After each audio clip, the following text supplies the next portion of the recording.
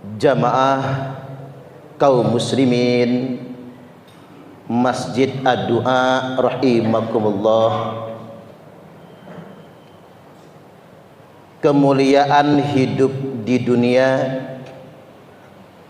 dan keselamatan di akhirat itu dapat kita capai dengan takwa, akhlak dan ilmu.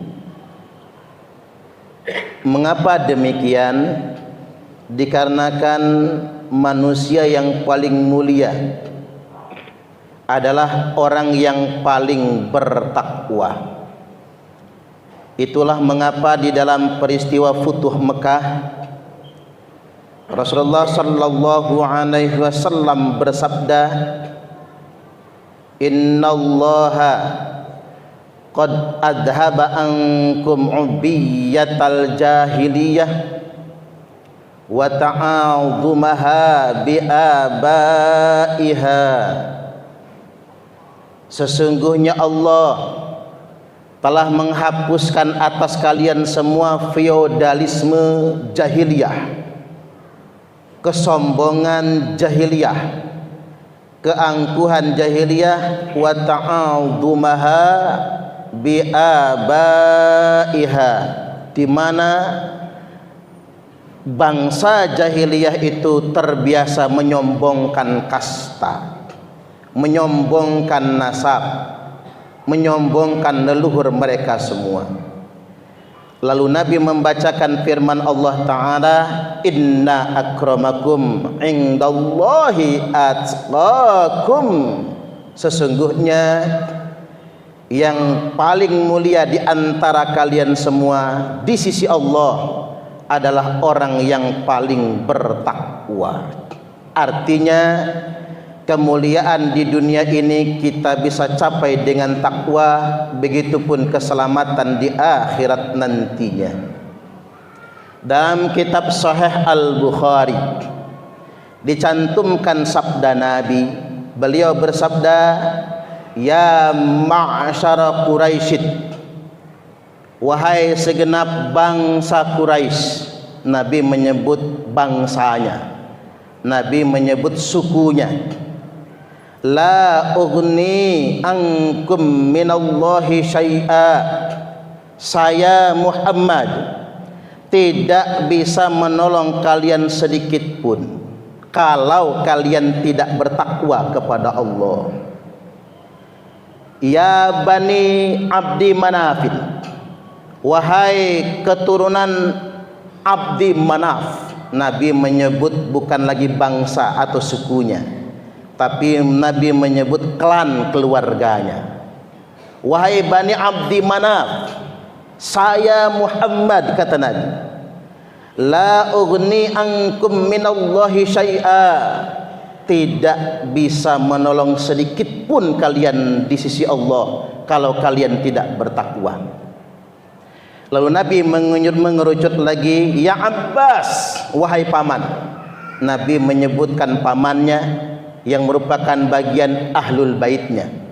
Wahai paman, la ughni angka minallahi syai'a, saya keponakanmu tidak bisa menolongmu sedikit pun di hadapan Allah kalau engkau tidak bertakwa. Ya Safiyah, ammata Rasulullah sallallahu alaihi wasallam, wahai Safiyah, bibinya Nabi, saya keponakanmu bibi, la ughni anki minallahi syai'a, tidak bisa menolong bibi sedikit pun di hadapan Allah kalau bibi tidak bertakwa. Lalu Nabi lebih mengerucut lagi, ya Fatimah, wahai Fatimah, putri kesayangan Nabi, la ughni anki minallahi syai'a, saya bapakmu Fatimah tidak bisa menolong kamu sedikit pun di hadapan Allah kalau kamu tidak bertakwa. Artinya ini meruntuhkan segera klaim-klaim yang menyimpang. Jadi kalau ada hari ini orang yang merasa bisa menjamin orang lain masuk surga, itu bertentangan dengan ajaran Islam. Di akhir zaman ini, zaman sudah modern, sudah abad ke-21. Justru di zaman yang sudah modern ini banyak orang yang mudah sekali ngaku wali, dikit-dikit ngaku wali. Yang herannya kita, mereka ngaku wali tapi menabrak syariat. Ngakunya wali lantas kemudian bisa menjamin orang lain masuk surga. Yang penting ikut dia, walaupun orang tersebut ahli maksiat dijamin masuk surga. Padahal Nabi bersabda, Fatimah sekalipun Nabi tak bisa tolong kalau tidak bertakwa kepada Allah Ta'ala. Yang kedua, jamaah Jum'ah, kemuliaan dunia dan keselamatan akhirat ini juga akan tergantung kepada akhlak kita.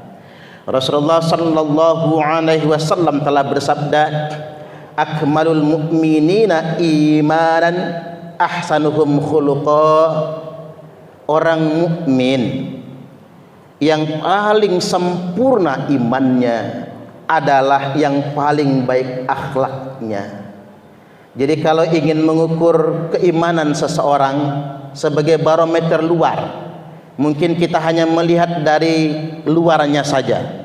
Jangan lihat penampilannya, jangan lihat pakaiannya, tapi lihatlah akhlaknya. Wa khiyarukum khiyarukum linisaihim khuluqa. Dan manusia terpilih di antara kalian adalah yang paling baik dalam memperlakukan istrinya. Artinya, kalau ingin melihat orang baik, jangan pada saat dia menggunakan pakaian kebesaran di tengah khalayak ramai, tapi lihatlah bagaimana saat dia bergaul dengan orang yang terdekatnya, terutama istrinya. Oleh karena itu, ad-dinu husnul khuluq. Agama Islam ini, kata Nabi, adalah akhlak yang baik, berbasis pada adab, berbasis pada akhlak. Kemudian yang ketiga, yakni kemuliaan dunia serta keselamatan di akhirat nantinya kita dapatkan dengan ilmu. Al-Imam Asy-Syafi'i rahimahullahu ta'ala berkata, man arada dunya fa'alaihi bil ilmi. Barang siapa yang ingin meraih dunia atau kemuliaan dunia, maka wajib baginya dengan ilmu. Wa man aradal akhirah fa'alaihi bil ilmi. Barang siapa yang ingin mendapatkan akhirat, maka wajib dengan ilmu. Wa man aradahuma fa'alaihi bil ilmi.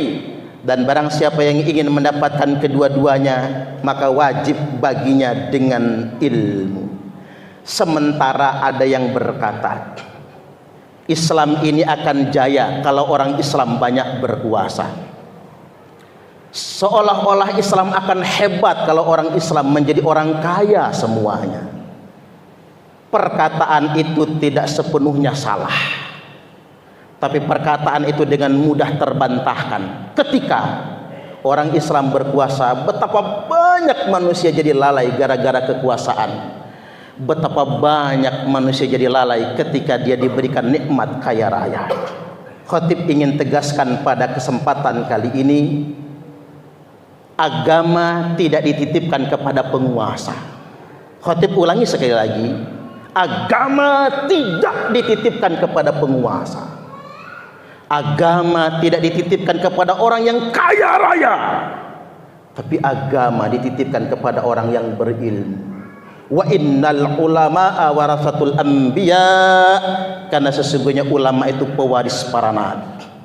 Walaupun orang Islam ini kaya semua, walaupun orang Islam ini berkuasa semua, tapi kalau ilmu tidak ada, maka agama akan hancur.